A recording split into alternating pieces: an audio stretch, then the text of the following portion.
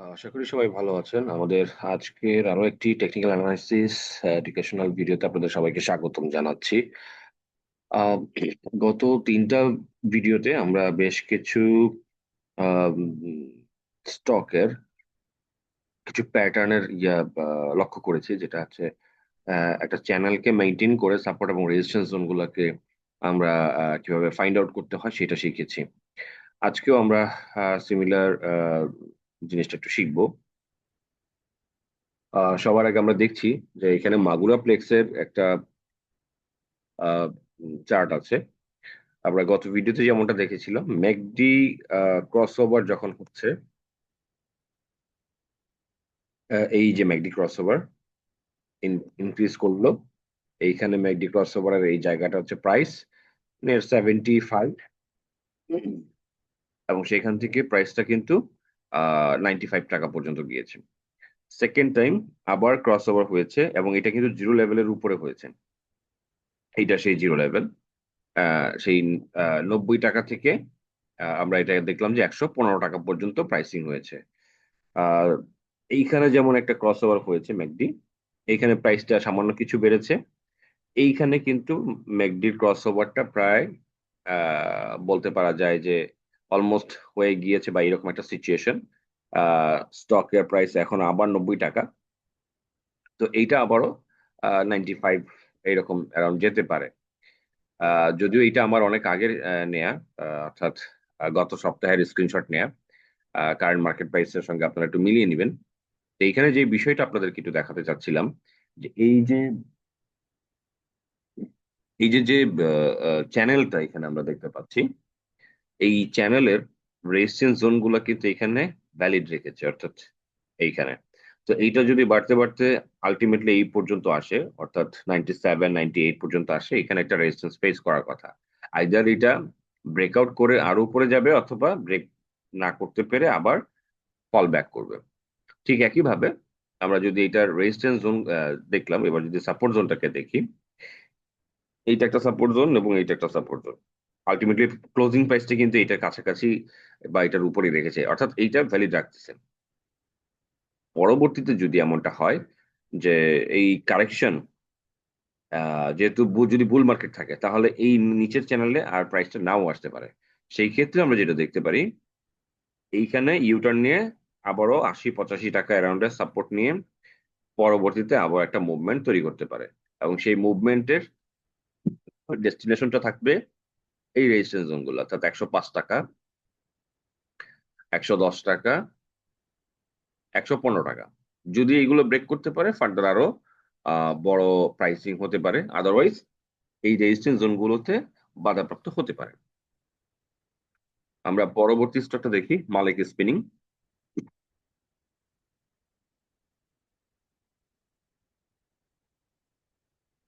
আমরা একটু চার্টটা ক্লিয়ার করে নিচ্ছি। মালিক স্পিনিং দেখতেছেন যে এখানে অলরেডি এই ক্রসওভার থেকে এই ক্রসওভারে আমরা কিছুটা হইলো প্রাইসের কনসোলিডেশন দেখেছি, পরে একটা শার্প প্রাইস দেখেছি এই সেকেন্ড ক্রসওভার পর, অর্থাৎ জিরো লেভেলের উপরে যখন ক্রসওভার হয়। এই যে ঠিক একইভাবে এটা এখনো জিরো লেভেলের নিচে আছে, ক্রসওভার অলরেডি হয়ে গিয়েছে। এই ক্রসওভার জিরো লেভেলের উপরে যে এইটার মতো আরেকটা ক্রসওভার দেয় কিনা সেটা একটু দেখার বিষয়। টেকনিক্যাল অ্যানালাইসিস খুব কঠিন কিছু না, আপনার পেশেন্সের সাথে এটা রেগুলার মনিটরিং এর ব্যাপার, এবং এই প্যাটার্ন গুলো রিপিট হচ্ছে কিনা সেটা একটু দেখার ব্যাপার। তো এটা জিরো লেভেলের উপরে যদি আরেকবার ক্রসিং করে, তাহলে এইখানে আমার মনে হয় যে এইখান থেকেও আরো বড় আবার একটা মুভমেন্ট তৈরি করতে পারে, অথবা এই একটা নিয়ে এখানে যেতে পারে। তো অলরেডি এটা 30 টাকার কাছাকাছি আছে। শেয়ারটা যেহেতু এর আগে 36 টাকা পর্যন্ত উঠেছিল, আমরা আহ 34 থেকে 36 এই জোনটার কাছাকাছি শেয়ারের প্রাইস যাওয়ার পসিবিলিটি আছে, যদি মার্কেটের ওভারঅল কন্ডিশন ভালো থাকে। তো এই যে যে ক্রস ওভার গুলো আপনারা দেখলেন, জিরো লেভেলের নিচে বা জিরো লেভেলের উপরে কোনটা দিয়ে কি মিন করে, সেই জিনিসগুলো যদি একটু নোট ডাউন করে রাখেন, আমার মনে হয় আহ, আপনাদের স্টক সিলেকশন বা অ্যানালাইসিস অনেক বেশি সহজ হয়ে যাবে। Matin spinning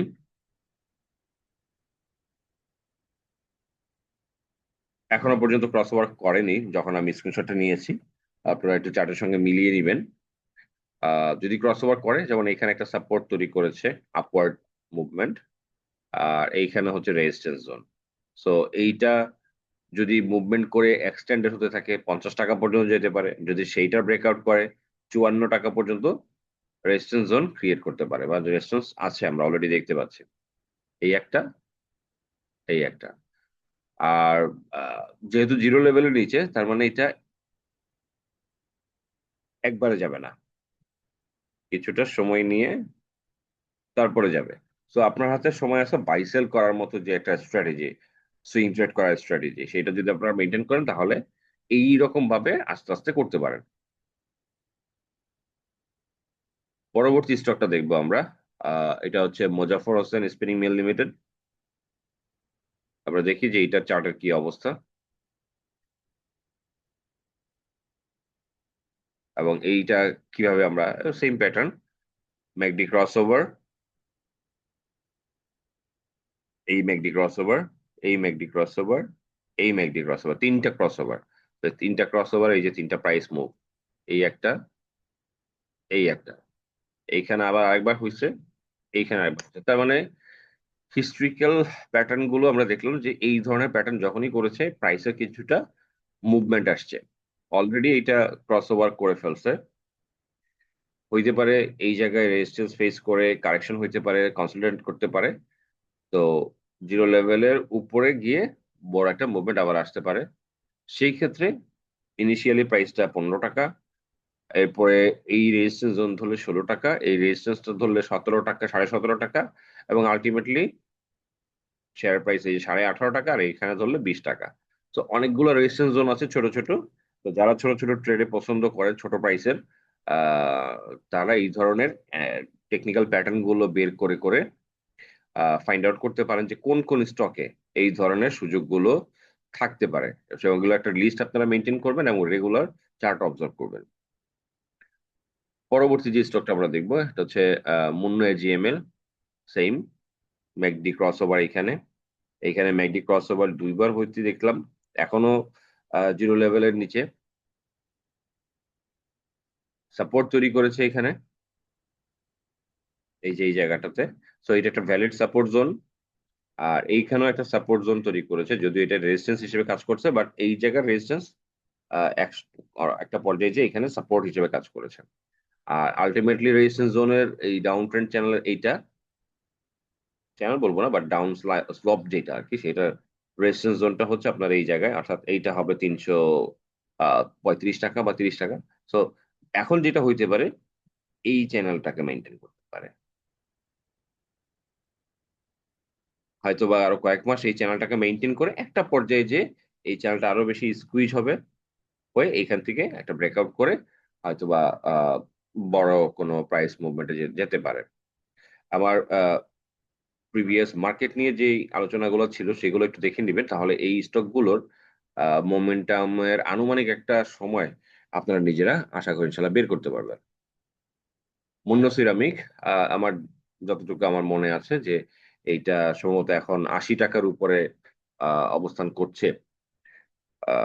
McD cross over, এই যে শেয়ার প্রাইস বাড়লো এবং এই রেজিস্ট্যান্স জোনটা তৈরি করলো, এইখানে ক্রস ওভার, আবার এখানে এটা এখন 80 টাকা ব্রেকআউট করেছে। তো এই চ্যানেলটাকে ব্রেকআউট করা মানে এইটা এখন এই লেভেলের উপরে সাপোর্ট তৈরি করবে, 80 টাকার উপরে সাপোর্ট তৈরি করে এখন নতুন করে হচ্ছে রেজিস্ট্যান্স জোন গুলাকে টাচ করার চেষ্টা করবে।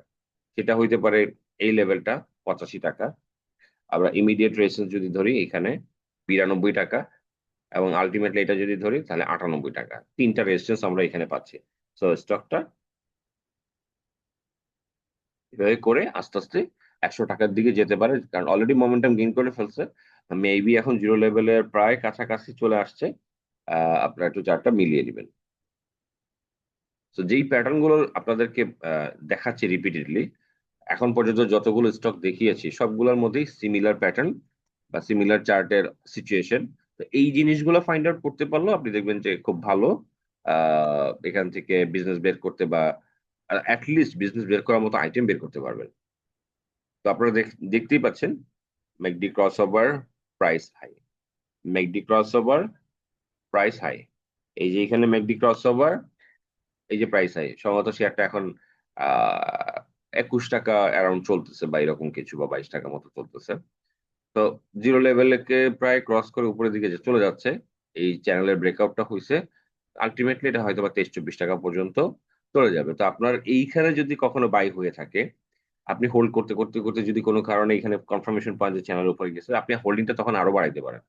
আপনার যখন এই জিনিসগুলো জানা থাকবে যে চ্যানেলের ব্রেকআউট হইতেছে বা রেজিস্ট্যান্সের ব্রেকআউট হইতেছে, আপনি হোল্ডিংটা বাড়াইতে পারেন, মানে হোল্ডিং টাইমটা বাড়াইতে পারেন। আপনাকে সেই ইন্ডিকেশন দেয় এবং ম্যাক্সিমাম প্রফিটটা ম্যাক্সিমাইজ করার একটা সুযোগ দেয়। বাট এই জিনিসগুলো যদি আপনাদের জানা না থাকে, তাহলে যেটা হয় যে অল্প প্রফিটে শেয়ার সেল করে দেন।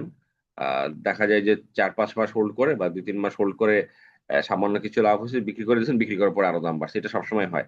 এই জিনিসগুলো মনিটরিং না থাকার কারণে আসলে এই ব্যাপারটা রিপিটেডলি হয়। আমরা এবার চলে আসলাম মুন্নস পলে। McD cross over but zero লেভেলের নিচে, এই হচ্ছে ম্যাকডি জিরো লেভেলের উপরে। তো এইটুকুতে শেয়ার প্রাইস কিন্তু খুব একটা বেশি বাড়ে নাই। মোর লাইক 75 টাকা থেকে 85, 10 টাকা বাড়ছে। কিন্তু যখনই জিরো লেভেলের উপরে আসছে, দেখেন শেয়ার প্রাইস 85 টাকা থেকে 110 টাকা, মানে 25 টাকার মতো। আহ, আহ, হ্যাঁ, 25 টাকার মতো শেয়ার প্রাইস বাড়ছে। তো এই ব্যাপারগুলো একটু দেখবেন যে জিরো লেভেলকে যখনই ক্রস করে তখনই কিন্তু মোমেন্টামটা পায় এবং তখনই তাড়াতাড়ি প্রাইসটা ইনক্রিজ করে। আবার এখানে জিরো লেভেলের নিচে, এই যখনই জিরো লেভেলকে ক্রস করছে, প্রাইসটা বেড়েছে।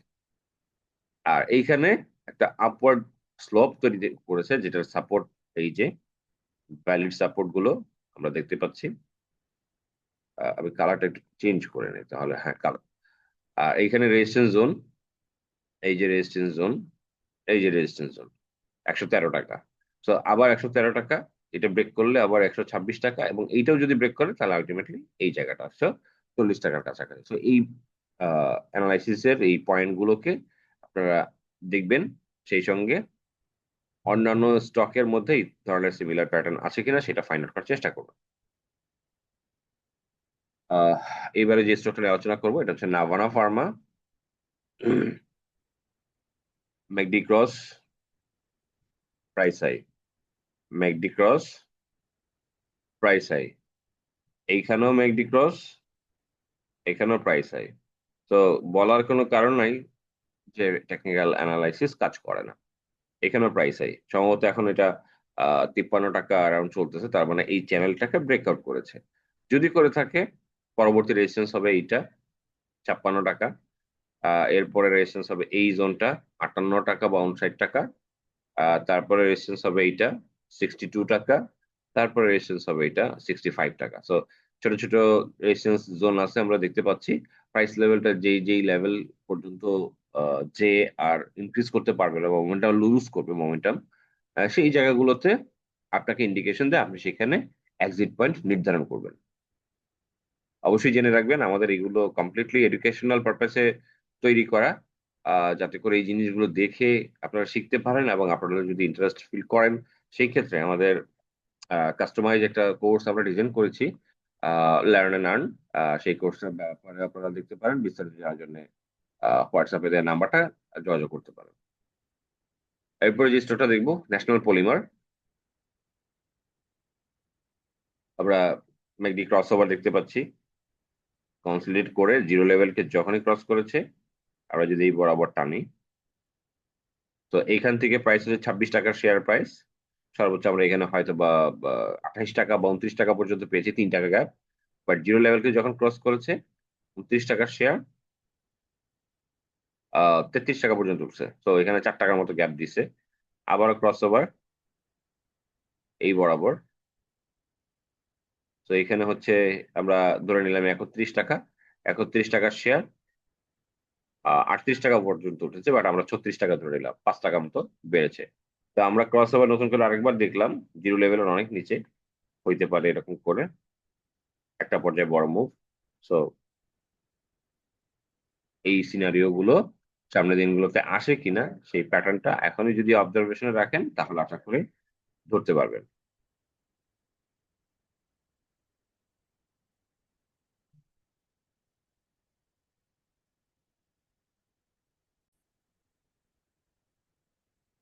তো আমরা এতক্ষণ 10টা স্টকের সিমিলার টেকনিক্যাল অ্যানালাইসিসের যে প্যাটার্ন, সাপোর্ট রেজিস্ট্যান্স এবং up trend down trend slope and হচ্ছে MACD cross over below zero level above zero level, এই ব্যাপারগুলো কিন্তু শিখলাম।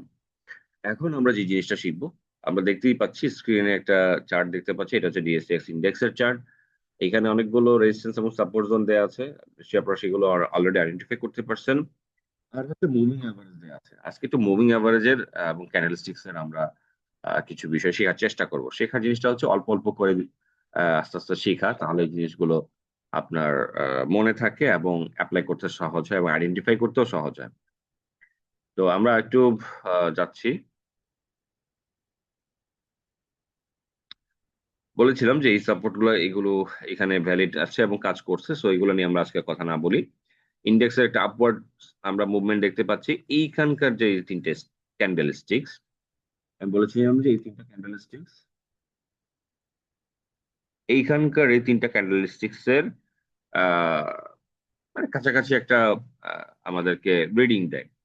যেমন এই ক্যান্ডেল স্টিক্স এর বডি গুলো ছোট ছিল, এইগুলোর বডি গুলো ছোট। এই ক্যান্ডেল স্টিক্স এর উপরের দিকে আপনি যদি দেখেন, আমি একটু জুম ইন করে দিই, উপরের দিকে উইকটা বড়, এইখানেও উপরের দিকে উইকটা বড়। এখানে দোজি টাইপের ছিল, এখানে এখনো পর্যন্ত দোজি টাইপের কিছু করে না, বাট ইনভার্টেড হ্যামার আসছে। এখন এই ধরনের কনসলিডেশন করে করে মার্কেটের একটা কি হইতে পারে, কনসলিডেশন ফেজ তৈরি করতে পারে। এটার কিন্তু দুইটা সিনারিও হইতে পারে। আইদার মার্কেট সেকেন্ড ফেজে এখানে যেমন বড় একটা র্যালি হয়েছিল, এইখানেও একটা সেকেন্ড ফেজ তৈরি করে আবার একটা র্যালি করতে পারে লাইক বড় একটা পয়েন্টের। অথবা যেহেতু অলরেডি এখানে একটা রেজিস্ট্যান্স জোন আছে, এই রেজিস্ট্যান্স জোন এবং প্রিভিয়াস ইয়েতে, এটা এখান থেকে যদি ফেল করে, আমরা চার্টটাকে একটু সরাই নিই, যদি ফেল করে আরো অনেকগুলো ক্যান্ডেল আসলো, পারলো না, ফেল করলো, যদি করে, আমরা ধরে নিলাম দুইটা সিনারিও, একটা হচ্ছে ফেল করবে, একটা সাকসেসফুলি পাস করবে। তো আমরা ধরে নিলাম যদি ফেল করে, তাহলে এখানে রেজিস্ট্যান্স পাইলো, এখানে একটা সাপোর্ট আছে, ইউটার্ন নিতে পারে, আবারও এখানে কনসলিডেশন, ব্রেকআউট, এই একটা সিনারিও হইতে পারে। আর যদি সেটা না পারে, মানে ফেইলটা যদি না করে, আমরা এটাকে একটা কালার দিয়ে দিলাম, লাইক আমরা এটাকে গ্রিন কালার দিয়ে দিলাম, হ্যাঁ। আর সেকেন্ড যেটা হলো, এটাকে আমরা ব্ল্যাক কালার নিয়ে আসলাম, যেটা কনসলিডেট করে করে